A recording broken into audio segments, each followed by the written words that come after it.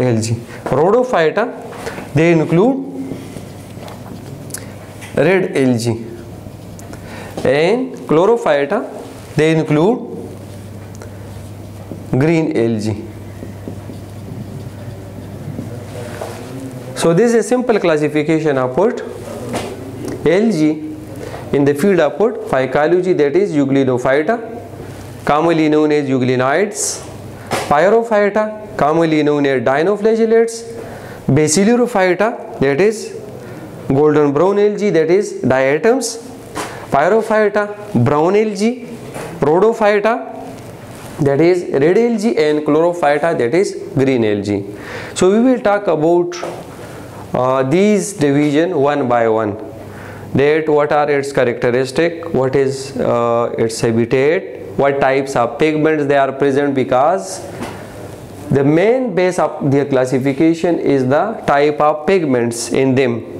As I told you, pigments are those bodies which absorb the visible portion of the spectrum and help in photosynthesis. So pigmentation or pigments is taken as the main base of classification of these algae in the field of phycology. First of all, we will talk about the Euglenophyta. Euglenophyta, as I told you, the member, they are commonly known as euglenoids. Euglenoids. So there are different phyla of these groups. Some possess plastid in them, while other have no plastid in them. Other have lost plastid in the time of evolution. So euglenoids are those algae which are autotrophic and heterotrophic. Some are autotrophic, while other are heterotrophic. Autotrophic are those euglenoids which can prepare their own food material by the process of photosynthesis, because they have pigments in them. Pigments, they are main pigments, they are chlorophyll A and chlorophyll B. And other are heterotrophic organisms. Heterotrophic organisms are those organisms which obtain their nourishment from dead organic matter. But there is a special characteristic in Euglenophyta that they can switch over from heterotrophic mode to autotrophic mode and autotrophic mode into heterotrophic mode. It means that there are some euglenophytes or euglenoids which can change their mode of nutrition. If they are in the sun, so they can prepare their own food material by utilizing their chlorophyll in the presence of light. So they become autotrophic. But when they come to the diffuse light or in the dark condition, in the aquatic condition, so they become heterotrophic. Then they obtain their nourishment from dead organic matter. So such type of mode of nutrition is called facultative mode of nutrition. Facultative mode of nutrition. Facultative mode of nutrition. Facultative mode of nutrition is that type of nutrition in which there is switchover between autotrophic mode of nutrition to heterotrophic and heterotrophic mode of nutrition into autotrophic mode of nutrition. It depends upon the availability of light. If light is available, so they become autotrophic, just like plants, to prepare their own food material. When they come to the dark condition or diffuse light, so they become heterotrophic. Their chlorophyll pigments, they are non-functional. So that is why this mode of nutrition is called facultative mode of nutrition. Well-known example of euglenoid is euglena. As you have learned in your earlier classes about the euglena, euglena is a unicellular microscopic organism. Now it is placed in the that is kingdom Protista and treated as algae. If we see this body of what euglena, so it have an elongated body. Elongated mean which is long body. Elongated mean long body. It have different, it is chloroplast in them, contractile vacuole in them, storage material in the form of port, paramylum star, cell wall is present, cell membrane is present. Also it have a girdle like structure, mouth like structure, reservoir opening, and there are two types of flagella. One is short, the other is long flagellum. Long flagellum, it help in the swimming, and it help in swimming like top like movement, while the small flagellum, this is the small flagellum which never protrudes out. This is the long flagellum which help in swimming, and it move the organism like a top like movement.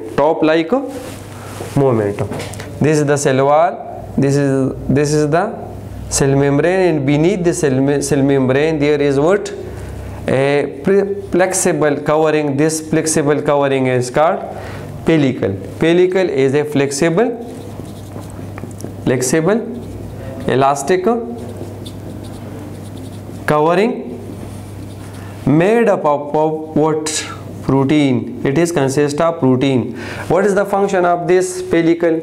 Pellicle help in movement, or it can it help the euglena to pass through the small objects or crevices, you can say, between the rocks without creating any hurdles in their swimming. So this is called pellicle.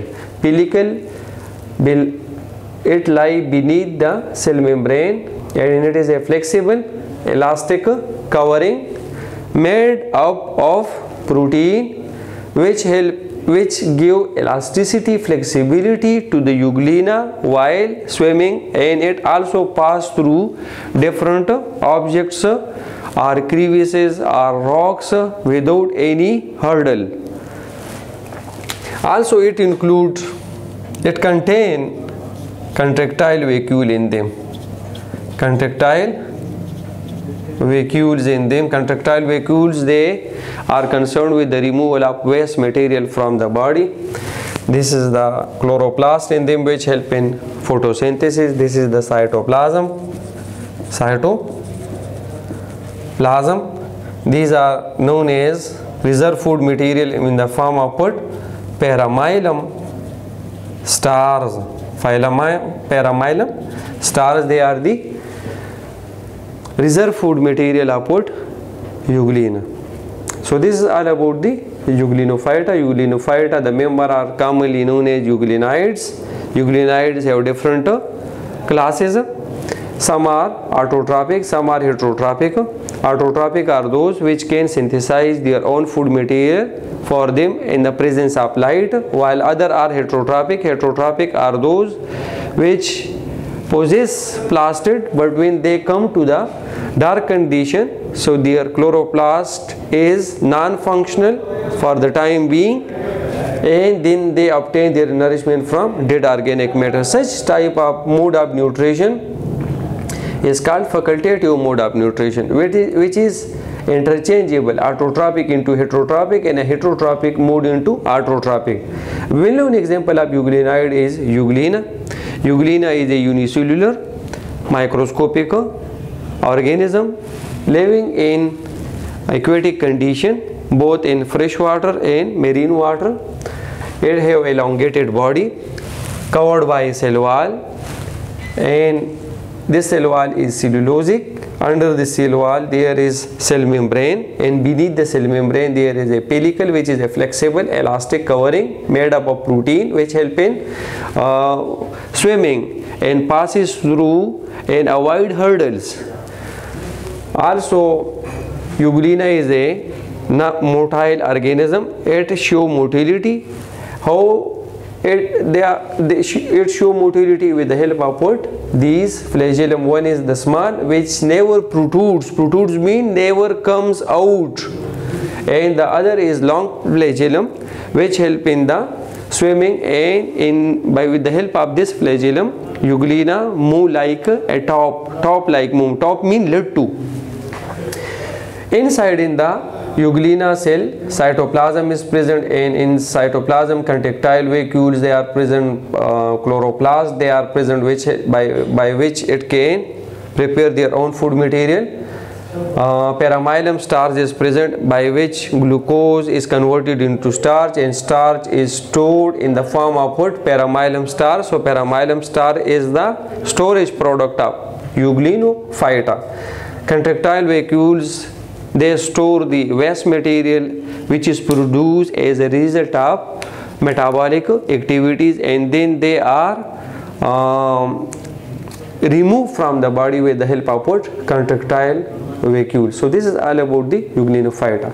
Then dinoflagellates, the division is called Pyrophyta, which are mostly present in marine water. These are the algae which are mostly present in marine water, but some are also present in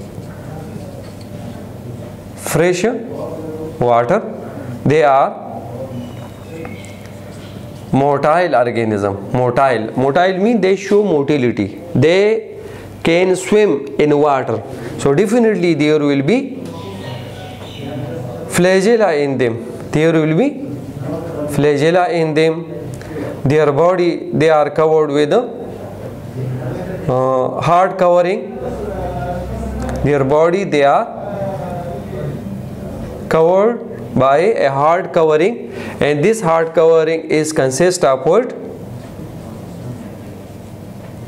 Cellulose.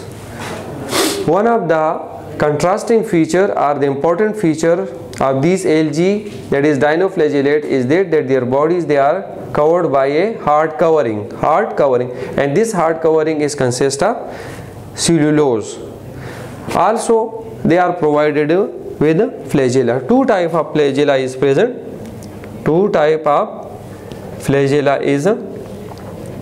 present. One is long, which is perpendicular, while other is short, which is horizontal. For example, this is the shape of what? The Pyrophyta. It is consist of two covering, that is hard covering.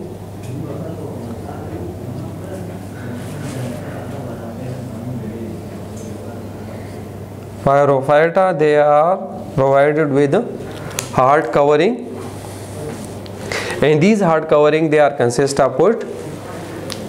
Cellulose. So they are cellulosic in nature, and two type of flagella they are provided. One is long, this is long flagellum, while the other is short flagellum. This one is horizontal, which act like which look like belt, which act as belt, while the other is long, which help in motility. So these are dinoflagellates. Pyrophyta, marine in water, fresh water, also present in fresh water. They are motile. They are provided with flagella. Two type of flagella. One is long, this one is long, which is perpendicular in position. The other is short, which is horizontal and act as belt, look like belt, and their bodies, they are covered by a hard covering, and this hard covering is consist of cellulose. It is cellulosic in nature. As I told you, these dinoflagellates, they are abundantly present in the marine water. These dinoflagellates, they are abundantly present in the marine water, where they are responsible for the production of what? Red tides. Red tides, they are indicate the algal blooms. blooms. Algal blooms are red tides indicate the luxurious growth upward or abundant growth upward. These dinoflagellates, the abundant or luxurious growth of dinoflagellates, they are commonly known as red tides or algal blooms, which can be seen on the seashores,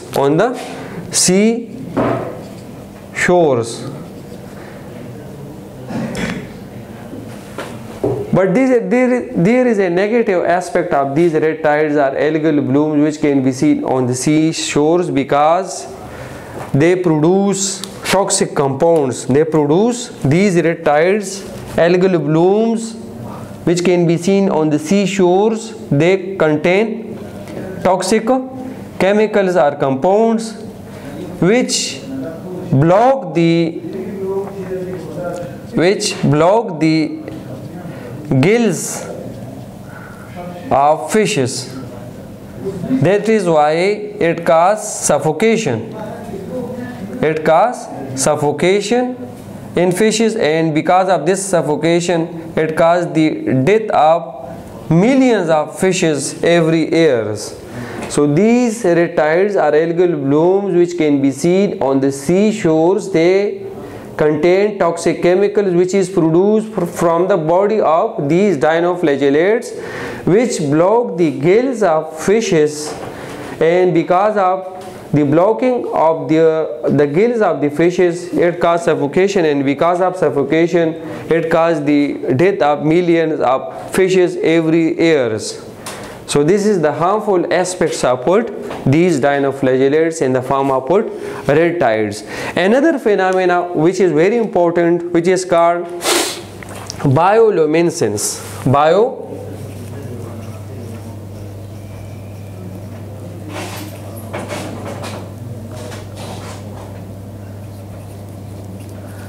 Bioluminescence is a phenomena which can be seen in the seawater during night condition. Bioluminescence is the phenomena in which the light is emitted from the bodies of living organisms. So bioluminescence phenomena can be seen in the seawater during night. This phenomena is because of dinoflagellates, because there are certain dinoflagellates which emit light from their bodies, which can easily be seen during night in the marine water. So this phenomenon is called bioluminescence, emission of light from the bodies of living organisms. So this bioluminescence phenomena can be exhibited by these dinoflagellates in the seawater, and it can easily be observed or see in the seawater during night. So this is all about the dinoflagellates. Then we come to the Basilurophyta, which are commonly known as diatoms. So let's talk about the third group, that is Basilurophyta diatoms. Basilurophyta diatoms, they are those algae which are present in freshwater as well as in marine water, and they are unicellular algae. They are unicellular organism or unicellular algae. They are peculiar algae. Why they are peculiar? Peculiar mean they are unique algae. Why they are unique or peculiar from other algae? Because of their body. Because one of the main feature of these diatoms, they are consist of their cell wall. The main features of their peculiarity is their cell wall. Cell wall is consist of two overlapping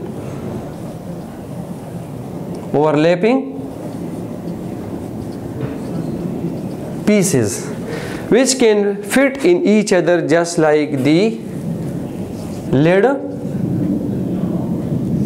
and it's a box and a lid, just like this. The main features of these Algae, that is its cell wall. Cell wall is consist of two overlapping pieces which can be fit in each other just like a box and its lid. One is the smaller piece, the other is the larger piece.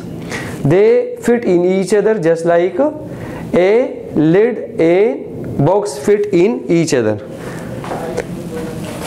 The chemical composition of the cell wall suggests that it is consist of what? It is consist of